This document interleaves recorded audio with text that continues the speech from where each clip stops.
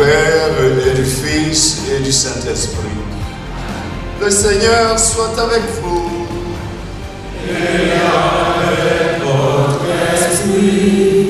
Veuillez vous asseoir. Le président offrait une étoile. Il a été pour nous, pour la Côte d'Ivoire. Et aujourd'hui, en priant pour lui, je lève le ton parce que pour moi, c'est le plus important. En priant pour lui, nous lui demandons, toi qui as fait du bien, toi qui as parlé de paix, toi qui as parlé de dialogue, toi qui as parlé de la cohésion sociale, aujourd'hui nous prions pour toi, souviens-toi de toutes tes paroles et prie pour nous, prie pour la Côte d'Ivoire, prie pour ton grand parti que dirige ton petit-fils, le président Thiam, et prie pour la Côte d'Ivoire qui marche vers les élections présidentielles. Voici la nouvelle de ce matin. Voici le sens profond de notre prière ce matin.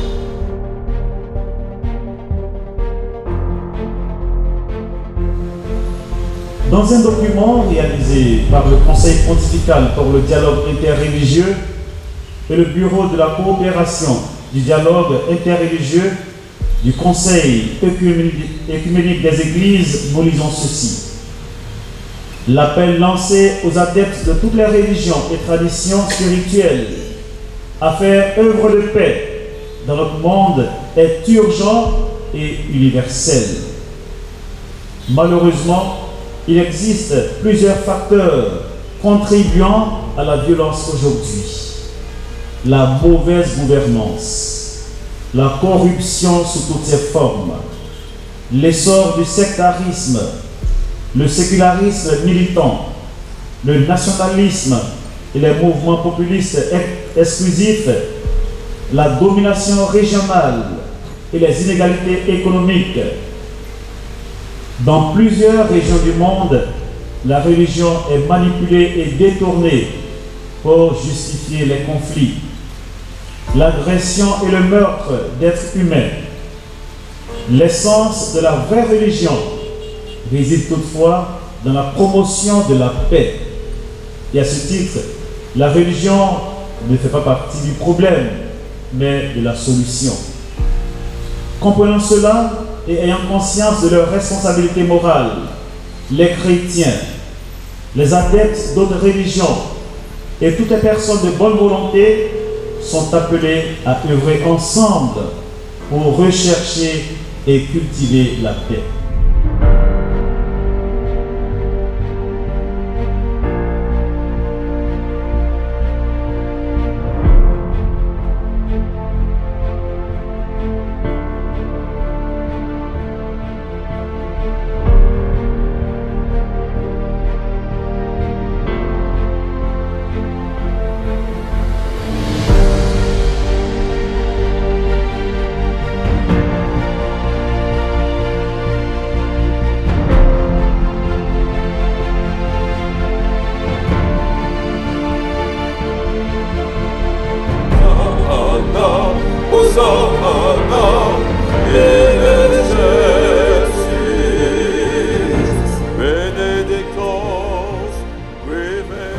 Voici donc exactement ce qu'il m'a dit. Vous, les religieux, priez pour la Côte d'Ivoire. Vous, les religieux, priez pour la Côte d'Ivoire. Vous, les religieux, priez pour la Côte d'Ivoire. Il m'a dit cela à 3 reprises. J'en ai été tellement bouleversé que quand je retournais, j'ai fondu en larmes. Voici un homme qui est malade, et même très malade, mais qui ne pense pas à lui, qui pense plutôt à son peuple. Il n'a pas dit priez pour moi, priez pour la Côte d'Ivoire. Quel amour! Quel don de soi à son peuple. Vraiment, Oufouet Boigny nous a tout donné. Bien plus, Oufouet Boigny s'est donné tout entier à nous. C'est pourquoi, pour ma part, j'estime qu'il ne convient pas qu'on parle du frère Boigny au passé. Un tel homme ne peut pas être du passé. Un tel homme ne peut pas être dépassé. Il est toujours présent. Toujours présent. C'est à nous de nous rendre présents à sa présence. Félix, notre Père, ton nom Félix renvoie à l'idée de bonheur.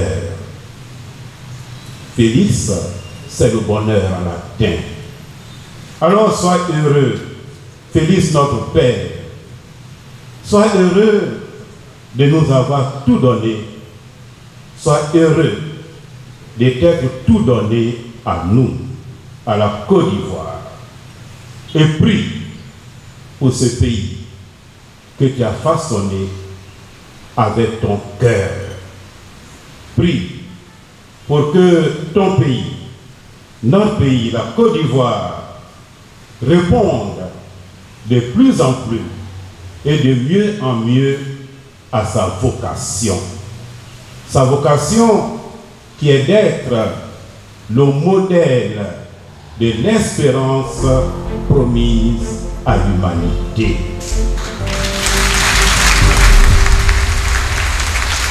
Oui, Côte d'Ivoire, terre d'espérance. Côte d'Ivoire, pays de l'hospitalité. Côte d'Ivoire, modèle de l'espérance promise à l'humanité. Que Dieu, qui autrefois a ouvert un chemin dans la mer Rouge pour laisser passer son peuple, Israël, qui marchait vers la terre promise, que ce même Dieu ouvre toujours le chemin de la Côte d'Ivoire. Amen.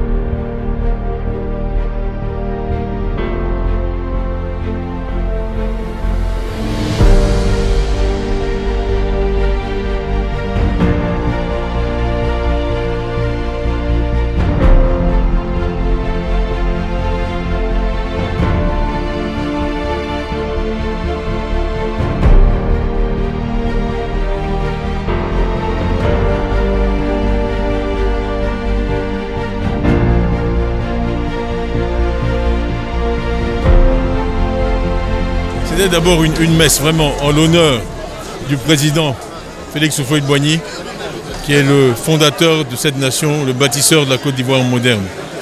Il s'agissait de lui rendre hommage et également de rappeler le message de paix et d'amour qu'il a toujours eu pour tous les Ivoiriens. J'ai eu la chance, l'immense privilège, la plus grande grâce de ma vie, ça a été de grandir dans son entourage. Et on ne pouvait pas être auprès de lui sans être impressionné par l'amour qu'il avait pour son prochain, la patience infinie qu'il avait pour les uns et pour les autres. Je peux vous dire une chose, ce qui me frappait chez lui, c'est que chaque fois qu'il voyait quelqu'un, son visage s'illuminait. Vous pouviez le voir, ce sourire qu'il avait, que beaucoup d'entre nous ont connu, à chaque fois qu'il voyait un Ivoirien, de tout âge, de toute confession, de toute origine, de tout niveau, son visage s'illuminait et il vous accueillait avec un sourire, de la gentillesse, de l'écoute, de la bienveillance. C'était une leçon d'humilité permanente qu'il nous donnait à tous ceux qui ont eu la chance de le côtoyer. Et c'est à nous de transmettre son héritage, qui est son véritable héritage, à ceux qui n'ont pas eu cette chance. Donc c'est le sens véritable de la cérémonie d'aujourd'hui. Et donc je vous remercie d'être venu assister à ça et nous aider.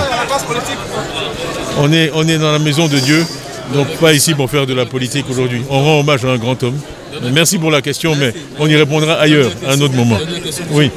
Quelle des citations du feu Félix Houphouët-Boigny vous a le plus marqué et quelle possible? C'est comme si vous disiez à un père, quel est votre enfant favori? Il en a eu tellement, que ce soit le dialogue et l'âme des forts, ça c'était vraiment quelque chose sur lequel il insistait beaucoup. en disant que de toutes les façons, à la fin d'une guerre, on doit s'asseoir pour discuter. Donc pourquoi ne pas le faire au début? Bon, la paix n'est pas un mot, c'est un comportement, c'est la chemise que je porte aujourd'hui, hein, qui est vraiment un de ces grands. L'homme qui a faim n'est pas un homme libre. L'homme qui a faim n'est pas un homme libre. Mais il disait aussi souvent, plus en privé, sur beaucoup de questions, pour clore une discussion, il disait c'est une question de dignité. Et ça, c'est une chose que pas tous les Ivoiriens ont entendue. Mais c'était la ligne rouge pour lui. Je n'ai pas connu d'Africain plus fier de sa culture et de ses origines qu'Houphouët-Boigny. Ça n'a pas toujours été compris. Mais il s'est toujours battu pour la dignité de l'homme noir. Et quand dans une discussion vous le poussiez, qui disait c'est une question de dignité, c'était fini. On arrête la discussion. Donc j'ai retenu cette leçon. Merci.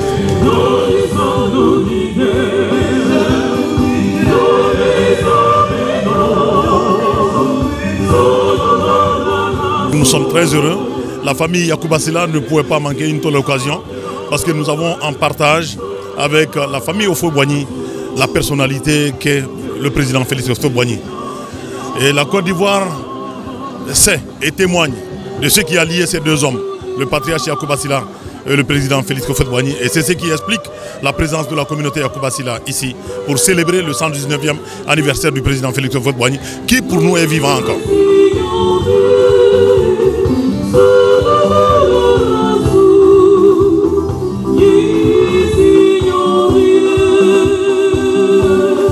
Les célébrants ont été à la hauteur de la tâche devant le président du parti avec tous les dignitaires, les hautes dignitaires du PDCRDA.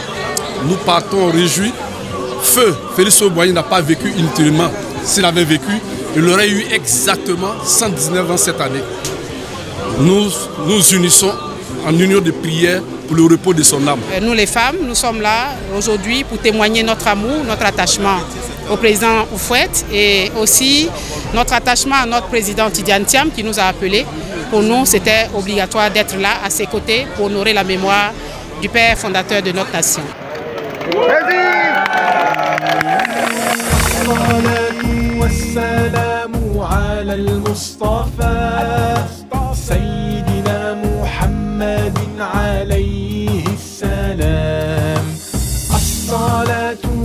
السلام على المصطفى سيدنا محمد عليه السلام أطفال الجنان يرسمون على الوجوه ألف ضحكات تتحدى كل الحدود هذا يوم من أيام الرحمن الودود أمطرنا من ماء الجنة البارد العذوب الصلاة والسلام على المصطفى سيدنا محمد عليه السلام الصلاة والسلام على المصطفى سيدنا محمد عليه السلام يا نساء زغردي فاليوم يوم عيد نفرح فيه بنعم الله ونطلب المزيد